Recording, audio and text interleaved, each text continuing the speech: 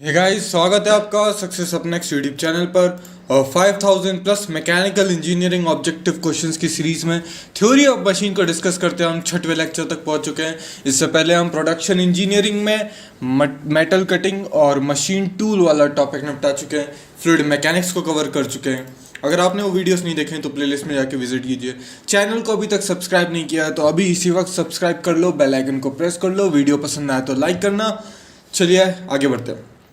Question है the centre of suspension, मतलब जहां से किसी भी एक आप बॉडी को सस्पेंड कर रहे हैं, लटका रहे हैं, और सेंटर ऑफ परसिक्यूशन।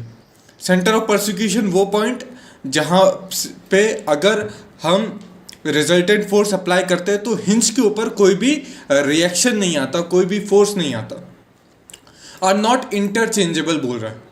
सोचो कि जहां पे सेंटर ऑफ परसिक्यूशन है वहां से जब हम कोई फोर्स एक्स्ट्रा अप्लाई करते हैं, एक्सटर्नल फोर्स, तो कोई नेट रिजल्टेंट फोर्स नहीं आता पॉइंट ऑफ सस्पेंशन पे, मतलब कोई भी इफेक्ट फोर्स का नहीं आ रहा है। तो अगर इन दो पॉइंट को आप इंटरचेंज करते हो तो भी कोई फर्क नहीं पड़ेगा। तो यस, दे आर इंटरचेंजेबल। पिछले वीडियो में हमने थोड़ा इसको और डिस्कस भी किया था। अगर आपने वो वीडियो नहीं देखा तो देख लीजिए। When the body is suspended eight a point of suspension, its periodic time and frequency will be dashed as compared to the body suspended at the point of persecution। अभी हमने देखा point of suspension और point of उसके corresponding जो point of persecution होता है उसको आप interchange कर सकते हो। interchange करने का मतलब क्या है? मतलब अगर आपने interchange कर दिया तो उसके time period पे कोई फर्क नहीं आएगा। अगर time period के फर्क नहीं आता तो आप कह सकते हो कि वो दोनों point जो है वो interchangeable है। बिफिलार सस्पेंशन मेथड यूज किया जाता है। तो बिफिलार सस्पेंशन मेथड फ्रीक्वेंसी निकाल के उसका मोमेंट ऑफ इनर्शिया हम मेजर करते हैं। एक्चुअली में टाइम पीरियड निकाल लेते हैं, कैलकुलेट कर लेते हैं और फॉर्मूले से हम मोमेंट ऑफ इनर्शिया निकाल लेते हैं। ठीक है, आपके लिए सिर्फ नाम ही ज़रूरी है। अगर अलग से ज़रूरत लगेगा तो मैं इस पर वीडियो बना दूंगा एक छोटा सा। फिर बात हो रही है इंस्टेंटेनियस सेंटर ऑफ मैकेनिज्म की। ओके, तो होता क्या है इंस्टेंटेनियस सेंटर?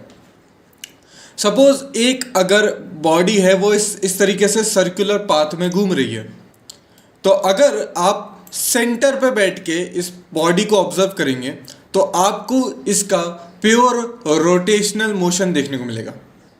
मतलब ये जो बॉडी है ये प्योरली इस पॉइंट के अराउंड रोटेट कर रही है ना। तो ये जो पॉइंट है ये क्या कहलाता है? इंस्टेंटेनियस सेंटर ऑफ कहलाएगा। मतलब वो पॉइंट जहां से अगर हम एक बॉडी को ऑब्जर्व करें तो हमें उसका सिर्फ प्योर रोटेशनल देखने को मिले, वो पॉइंट हो जाएगा हमारा क्या? Instantaneous centre of motion. Suppose अगर आप झूले पे बैठते हैं, जब आप झूले पे बैठेंगे तो आप अगर आपने सामने देखेंगे तो आपको हमेशा या उस रिलेटिव वेलोसिटी के सेंस में अगर आप देखना चाहें तो आपको लगेगा कि ये सिर्फ ट्रांसलेशन मोशन हो रहा है, मैं आगे की तरफ बढ़ रहा हूँ। और अगर आप सेंटर पे बैठ के देखेंगे झूले पे बैठे हुए इंसान को तो आपको डेफिनेटली समझ में आएगा कि वो गोल गोल घूम रहा है। और अगर कहीं बाहर बैठ के देखेंगे इस पॉइंट को तो आपको कुछ अलग सा मोशन देखने को मिलेगा। उस मोशन में आपको दिखेगा एक रोटेशनल मोशन भी और एक ट्रांसलेशन मोशन भी। बॉडी सीधी जाते हुए भी दिखेगी और गोल घूमते हुए भी दिखेगी, मिक्स्ड वे में देखने को मिलेगा। उसे कहते हैं जनरल मोशन। ओके, तो अगर कोई मैकेनिज्म है, मान लो ये 4 बार मैकेनिज्म हमारा होता है, इसमें कितनी लिंक है? इसमें 4 लिंक आपको देखने को मिलती हैं। तो कितने इंस्टेंटेनियस सेंटर ऑफ रोटेशन होते हैं? तो आपको यहाँ पे 4 × 4 - 1 यानी कि 3 / 2 कुल मिला के 6 इंस्टेंटेनियस सेंटर ऑफ रोटेशन देखने को मिलते हैं। मान लो ये 1 है, ये 2 है, ये 3 है, ये 4 है। तो कहाँ होंगे? ये 1 और 2 जहाँ पे ज्वाइन कर रहे हैं यहाँ पे आपको I12 देखने को मिलेगा। जहाँ 1, मान लो ये 1 फिक्स है। ओके, ये 1 फिक्स है तो ये I1 और 4 जहाँ पे ज्वाइन कर रहे हैं, ये पिन जॉइंट पे आपको I14 देखने को मिलेगा। जहाँ पे 3 और 4 जुड़ रहे हैं वहाँ पे I34, और जहाँ पे I23 आपको यहाँ देखने को मिलेगा। ठीक है, तो ये तो 4 हुए सर, बाकी तो इस तरीके से देखो 1 2 3 4 इस तरीके से लिख लो। अब अपने पास I12 था, ठीक है, I12 था, I13 भी बनेगा, I14 भी बनेगा। ठीक है, फिर I12 और 21 तो बराबर हो जाएंगे तो 23 बनेगा, I24 बनेगा। फिर अगेन I32 तो 23 के बराबर I13 31 के बराबर, I33 एब्जर्ड I34 बनेगा। तो हमारे पास I12 है, हमारे पास I14 है, I23 और I34 तो हमारे पास है। हमारे पास 13 नहीं है और 24 नहीं है। 13 के लिए जाना है तो 1 से 3 जाना है, तो 1 से ऐसे जाते हैं, I1 से 2 जाओ, फिर 2 से 3 जाओ, I12 से I23, मतलब ये वाली लाइन, इस लाइन पे आपको कहीं देखने को मिलेगा, इस वाली लाइन को एक्सटेंड कर लो, ठीक है। फिर 14 से 43 जाओ, 14 से 43, 34 मतलब एक ही बराबर होंगे। तो ये जो दोनों लाइन है ना, ये जहाँ जाके इंटरसेक्ट करेंगी, कहीं जाके इंटरसेक्ट करेंगी, उस पॉइंट पे मिल जाएगा आपको I13। अगेन फिर अगर आपको 24 जाना है तो 12 से 14 और जो है आपका फिर 23 से 34 जाना होगा, ठीक है, इस तरीके से जाना होगा। आगे हम और देख लेंगे। ये डायग्राम में क्या है ना कि ये जो स्लोप है ये इतनी ज़्यादा नहीं है कि ये इंटरसेक्ट कर पाए, इस वजह से ये डायग्राम मैं आपको दिखा नहीं पा रहा। कई और ज़्यादा नीचे जाके ये बनेगा, डिस्टेंस ज़्यादा हो जाएगा, वो स्क्रीन से बाहर चला जा रहा है, ठीक है। आगे मैंने डायग्राम डाला है, वहाँ पर दिखा देंगे। फिर कैनेडी थ्योरम ये कहती है कि अगर तीन body moves in relative motion to each other, there instantaneous centre lie on, तो वो आपके स्ट्रेट लाइन पे लाई करते हैं। जैसे कि ये डायग्राम आप देखो, ये बहुत बढ़िया डायग्राम है, एक स्टैंडर्ड डायग्राम है। इसमें आप देखो कि यहाँ पर लिंक 2, 3 और 4 ये आपस में रिलेटिव मोशन दिखा रही हैं, और इनके जो इंस्टेंटेनियस सेंटर होंगे वो आपके स्ट्रेट लाइन पे होने चाहिए। मतलब देखो I24, यहाँ पे I24 है, ये I23 है और ये I34 है, और ये सारे रिलेटिव मोशन है इन सब लिंक के बीच में, और जो इंस्टेंटेनियस सेंटर है वो आपको इस एक लाइन पे देखने को मिलेंगे, ठीक है। और भी जगह चेक कर सकते हो, जैसे 1 2 3 उठा लो, ये 1 2 3, तो I12 इधर है, I23 इधर है और I13 इधर है, ये तीनों एक लाइन पे देखने को मिलेंगे, ठीक है। तो ये इंस्टेंटेनियस सेंटर होते हैं जो एक स्ट्रेट लाइन पे देखने को मिलेंगे अगर तीन बॉडी मूव करती हैं रिलेटिव मोशन जिनके बीच में है तो। Next, which of the following property of instantaneous centre is correct.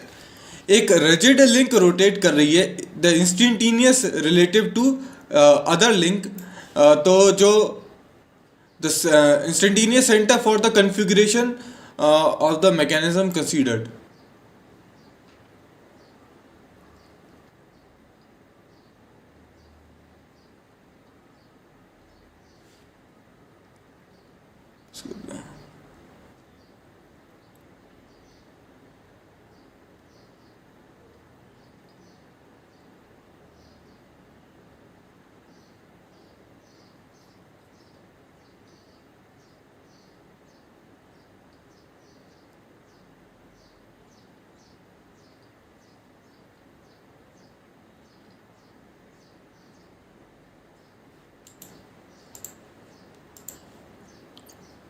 चलिए नेक्स्ट क्वेश्चन देखते हैं। कह रहा है कि which of the following property of instantaneous centre is correct. बोल रहा है कि a rigid link rotate instantaneously relative to another link at the instantaneous centre for the configuration. तो मैंने बताया इंस्टेंटेनियस सेंटर पे आप देखेंगे तो आपका जो लिंक है उसका सिर्फ रोटेशनल मोशन देखने को मिलेगा, सिर्फ वो रोटेट करेगी इंस्टेंटेनियसली। ओके, तो बिल्कुल ये एक सही हो गया। Two rigid link have no linear velocity relative to each other, only rotational, pure rotational motion होगा तो कोई भी लीनियर वेलोसिटी नहीं होगी, कोई ट्रांसलेशन मोशन नहीं होगा, तो कोई लीनियर रिलेटिव वेलोसिटी भी देखने को नहीं मिलेगी। बिल्कुल सही। The velocity of instantaneous centre relative to any third link is same whether the instantaneous center is regarded as the point on the first rigid link or the second link। तो velocity जो relative velocity होगी वो same होगी regarded की जो आपका जो instantaneous point है वो आपका फर्स्ट लिंक पे हो चाहे सेकंड लिंक पे हो।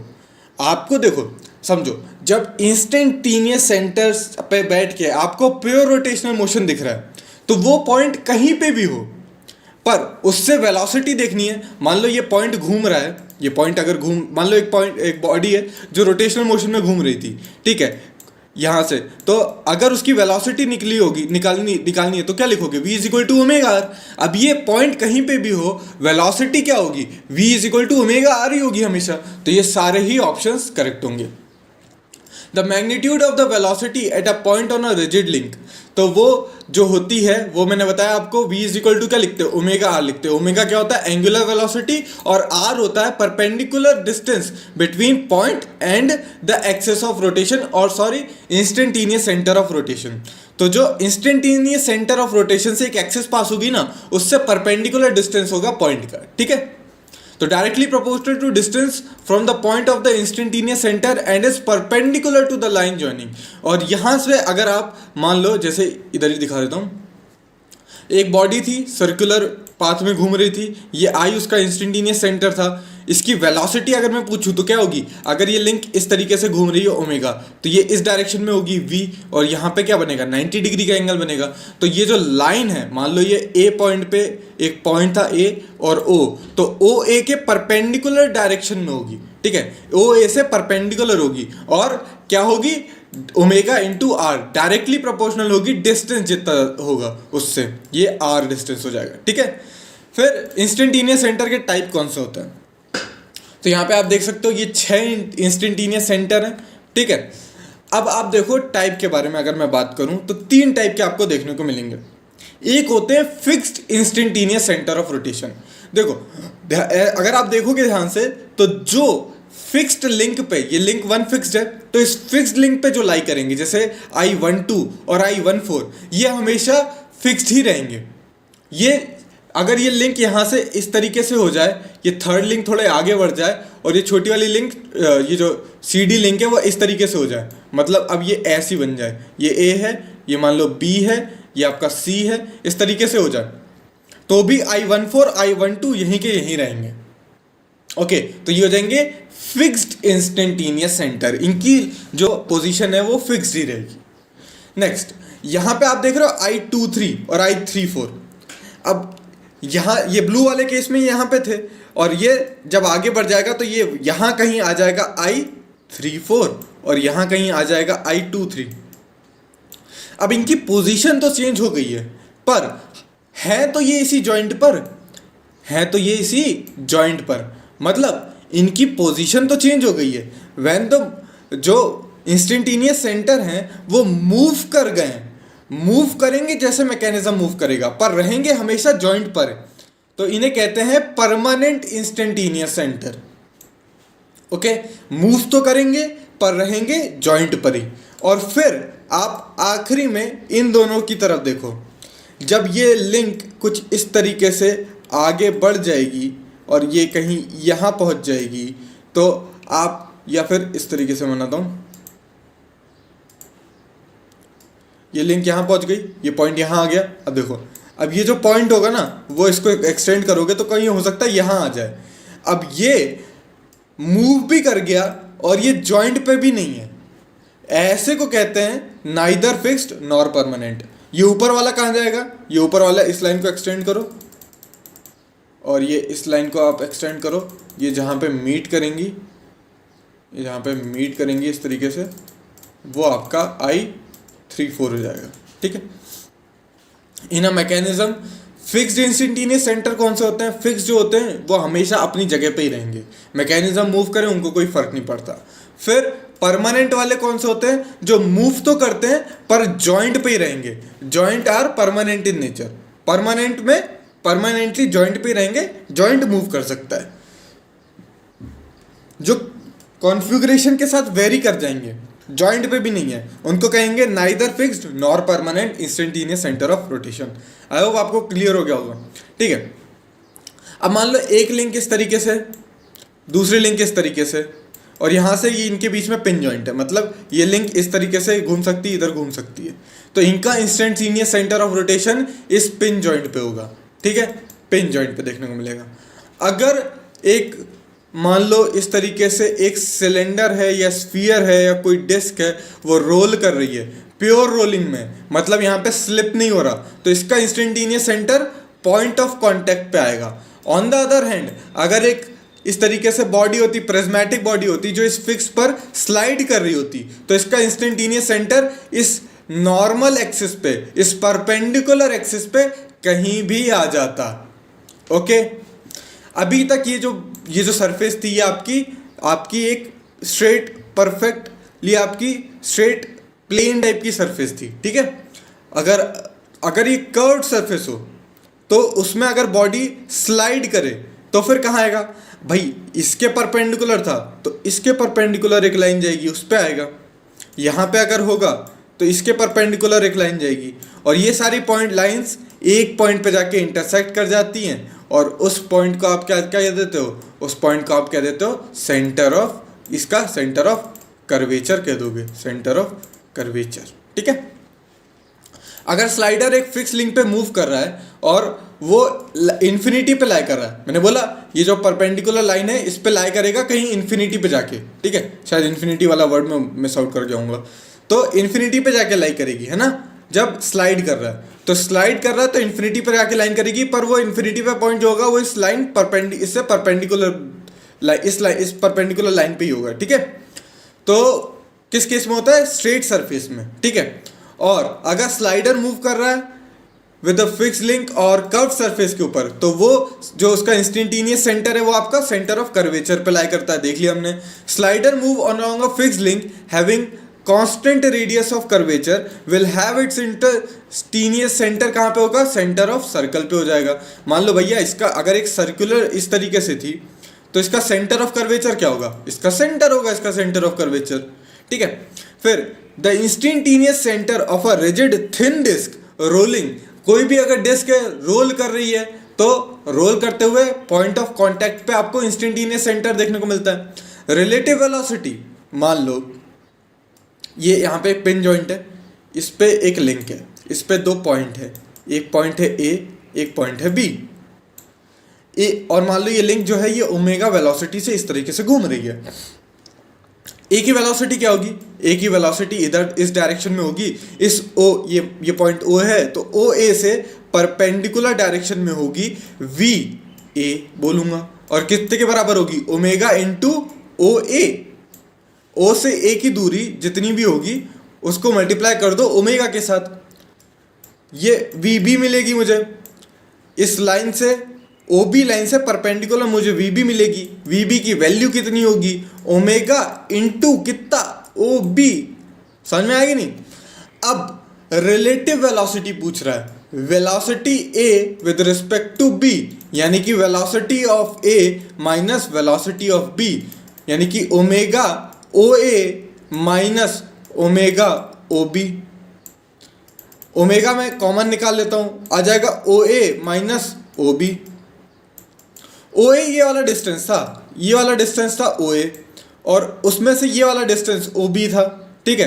इतना घटा दूं अगर मैं तो मुझे क्या डिस्टेंस मिल जाएगा, ये डिस्टेंस, और ये कितना है, ए बी के बराबर है, यानी कि ये हो जाएगा ओमेगा ए बी के बराबर। तो relative velocity of A with respect to B या B with respect to A, सब डायरेक्शन का फर्क आ जाएगा, वो आपको मिलेगी कैसे, मैग्नीट्यूड कैसे मिलेगा, omega multiply by the distance between those points, and the direction will be the line joining the point perpendicular to the line joining the points। तो perpendicular to AB के perpendicular आपको डायरेक्शन देखने को मिलेगा, और magnitude की बात करें तो omega times the distance between those points, ठीक है। तो मैग्नीट्यूड क्या हो जाएगा, ओमेगा टाइम्स AB, मैंने दिखा चुका है। The direction of the linear velocity at any point on the link with respect to, दूसरा पॉइंट जो होगा वो perpendicular to the link joining those point होता है, देखा था हमने, ठीक है। अब मान लो, देखो ध्यान से देखो, एक लिंक ऐसी है, ये पॉइंट है, और दूसरी लिंक है ऐसी, ठीक है। क्वेश्चन बाद में सॉल्व करेंगे, पहले कंसेप्ट देखो। ये जो लिंक है ये यहाँ से ओमेगा 1 वेलोसिटी से घूम रही है, और ये पीछे भी ओमेगा 1 वेलोसिटी से घूम रही है, दोनों ओमेगा 1 से घूमेंगी। ये वाली लिंक कभी इसको पकड़ नहीं पाएगी, मतलब कि इन दोनों के बीच में कोई रिलेटिव मोशन है ही नहीं। मतलब कि ये दोनों लिंक कभी भी आपस में एक दूसरे को रब नहीं करेंगी। ये वाली जो लिंक है ये कभी इसके ऊपर ओवरलैप नहीं करेगी, ओवरलैप तो कर रही है मतलब रब नहीं करेगी, इसके ऊपर कोई भी रिलेटिव मोशन नहीं होगा। ओके, अगर सोचो ये ओमेगा 1 जो है, अब इसको ओमेगा 1 कह देता हूँ, इसको ओमेगा 2 कह देता हूँ, ठीक है, ये बॉडी 1 है, इसको 2 है। अगर ओमेगा 1 कम है ओमेगा 2 से, ओमेगा 1 कम है, तो ये वाली जो लिंक है ये कभी इसके ऊपर आएगी, फिर इससे आगे निकल जाएगी, फिर घूम के इसके ऊपर आ जाएगी और कंटिन्यूअसली इस पे रबिंग एक्शन होता रहेगा। पर वेलोसिटी ऑफ अप्रोच कितनी होगी, वेलोसिटी ऑफ अप्रोच कितनी होगी, तो वो हो जाएगी ओमेगा 2 माइनस ओमेगा 1 के बराबर, है ना भैया। अगर ये रुकी हुई होती, यहाँ पे ओमेगा 1 0 होता, मान लो ये ओमेगा 1 0 है, तो ये इस पे किस वेलोसिटी के साथ अप्रोच करती, ओमेगा 2 वेलोसिटी के साथ करती। अभी इसकी कुछ वेलोसिटी ओमेगा 1 है तो ओमेगा 2 माइनस ओमेगा 1 से करेगी, इस वेलोसिटी से ये इसके ऊपर क्या करेगी, अप्रोच करेगी। और अगेन जिस वेलोसिटी से ये तो एंगुलर के टर्म्स में, अगर आप ट्रांसलेशन वेलोसिटी के टर्म्स में जाएंगे ना, लीनियर वेलोसिटी के टर्म्स में जाएंगे, तो उसमें आर मल्टीप्लाई कर दो, आर मल्टीप्लाई कर दो, रेडियस जो होगा पॉइंट ए से, तो उस वेलोसिटी के साथ ये उस पर रब करेगी, ठीक है। अब इस केस में क्या बोल रहा है कि जो ओमेगा 1 है वो तो आपकी क्लॉकवाइज है और ओमेगा 2 जो है वो एंटी क्लॉकवाइज है। अब ओमेगा 2 एंटी क्लॉकवाइज है, तो उस केस में क्या होगा, ये यहाँ से आ रही है और ये यहाँ से आ रही है, दोनों एक दूसरे की तरफ आ रहे हैं, तो इनकी रिलेटिव वेलोसिटी क्या हो जाएगी, ऐड हो जाएगी ना, ऐड हो जाएगी। तो ये हो जाएगी ओमेगा 1 प्लस ओमेगा 2, और अगर रबिंग वेलोसिटी चाहिए तो उसमें आर मल्टीप्लाई कर दो, आपका आंसर आ जाएगा। आई होप आपको एक्सप्लेनेशन समझ में आया होगा, अगर नहीं आता है तो कमेंट सेक्शन में बता देना, मैं दोबारा अच्छे से और एक्सप्लेन करने की कोशिश करूंगा। फिलहाल ये एंड है वीडियो का, thanks for watching and as always have a nice day.